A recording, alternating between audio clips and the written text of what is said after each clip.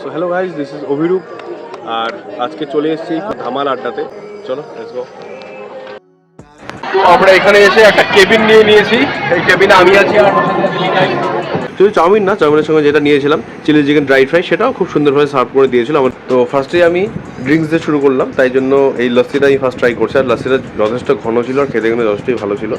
আর বেশ একটা রোজ সিরাপের টেস্টও এই লস্যির মধ্যে পাচ্ছিলাম। তারপর আমি হাতে নিয়ে নিলাম আমাদের এই স্পেশাল মকটেলটা, যেটার নাম হচ্ছে ব্লু লেগেন। তো ব্লু লেগেনটাও বেশ টেস্টি ছিল আর খুব রিফ্রেশিং ছিল প্রচণ্ড।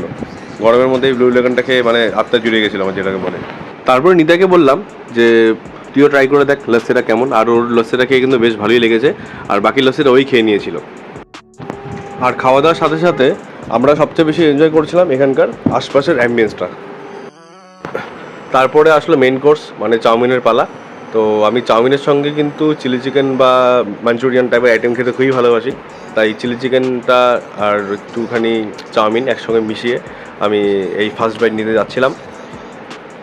আর চাউমিনটা কিন্তু খেতে বেশ ভালো ছিল, আর চিলি চিকেনটা কিন্তু বেশ সুন্দর। মানে চাইনিজ আইটেমের মধ্যে এই চিলি চিকেনটা আমার খুবই কিন্তু ফেভারিট। অনেকটা সময় ধরে একটা ভালো টাইম তোমরা এখানে স্পেন্ড করতে পারবে। তো এই ব্লগটা এখানেই শেষ করছি, দেখা হবে নেক্সট ব্লগে। ফুলকো লুচি সাইনিং অফ। লুচি লুচি ফুলকো লুচি হ্যাঁ।